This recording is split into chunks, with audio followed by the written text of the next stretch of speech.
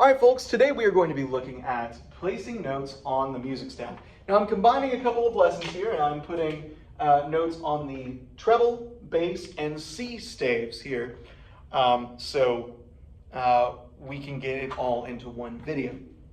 Unfortunately, like all of our favorite things in music, this is mostly memorization. So our goal here is to be able to place notes on the treble clef, bass clef, and C clefs. So the clef tells you what note goes where. This is the most common one in AP Music Theory. AP Music Theory is very biased towards treble clef and a little bit less biased towards bass and very less biased towards the C clefs. Now a treble clef or G clef, because it does this little curly Q around G, looks like this. Looks like this. That is a G clef. It's for higher notes. Now, what we are going to do is we're just going to give you a couple little tricks to figure this out. So when I was in elementary music, I had learned a couple of little rhymes to do this. First, let's look at the lines. What we'll do is we'll put little notes on these lines, and we'll do a cute little rhyme to remember them.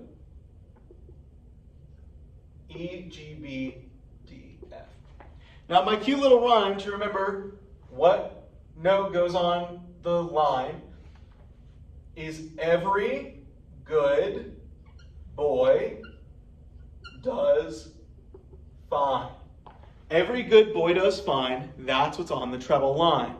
Every good boy does fine, that's what's on the treble line. Now notes can also go on the spaces here because we don't want to waste space. And this one is easier, F-A-C-E, face, that's what's on the treble space. So those cute little rhymes will help you remember that. E, G, B, D, F for the lines, every good boy does fine. And F-A-C-E for the spaces, face, spells out the English word face. Every good boy does fine, that's what's on the treble line. F-A-C-E, face, that's what's on the treble space. Now, you can practice this if you'd like by literally just drawing out these 5 lines, putting a treble clef at the end, and then just putting a note on there and saying, okay, what is that? E, G, B, D, F, right? E, G, B, D, and figuring out that is a D. So the first letter of these little rhymes corresponds to the note name. Now, like I said, I'm going to go through this pretty quickly, so if you need to rewind and get more of that or look up a diagram, that is fine. What we're going to do is we're going to go ahead and move on to the bass clef notes. Now, I have a bit of a different way that resonates with me a little bit more than you might have heard before. First, we're going to look at what a bass clef is. This is a bass clef, or F clef.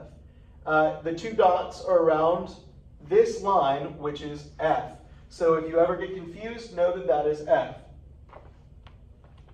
So what we are going to do is we're going to do the spaces first. Spaces first. Draw our little notes. These are A, C, E, G. I always learn this as all cows eat grass. One of my wonderful AP scholars this semester has decided all cars engineer good. If that works better for you, great. But I've always learned it as all cows eat grass. Now, this next one is one that I prefer to the traditional.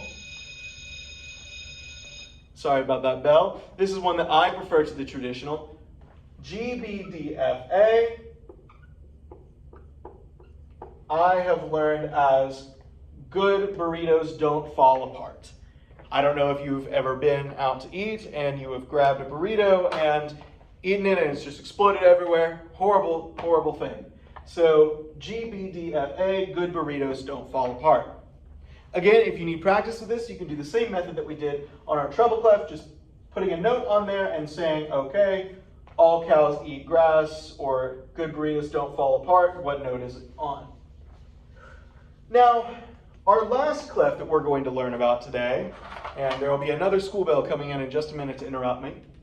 The last one we're going to look at today are C clefs. C clefs. Now, a C clef is a little bit more complicated than this, but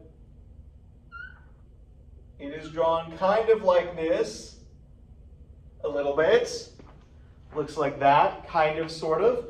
Now the hard part about C clefs is there's no clever rhyme, there's no trick. It's just counting. So if I'm looking at whatever the middle of it is a C. That's why it's called a C clef.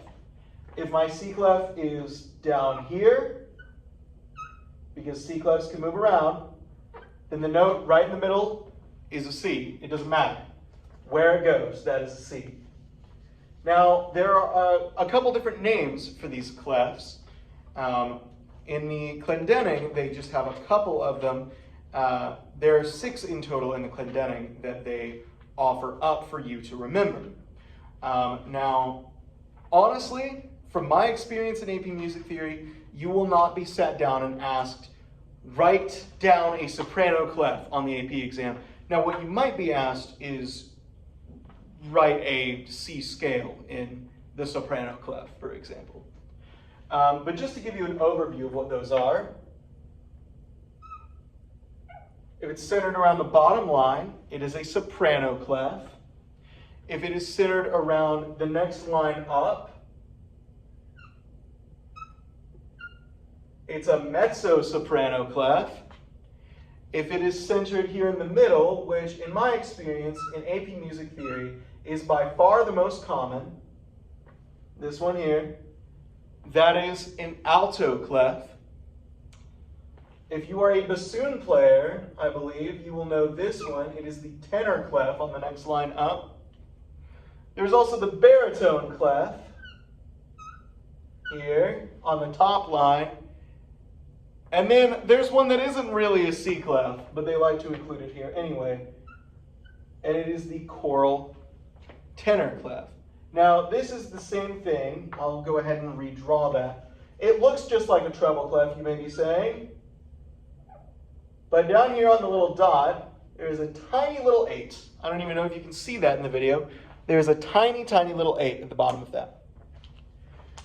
Honestly, for clefs, your best bet is to memorize that FACE, every good boy does fine. And then for the bass clef, all cows eat grass and good burritos don't fall apart.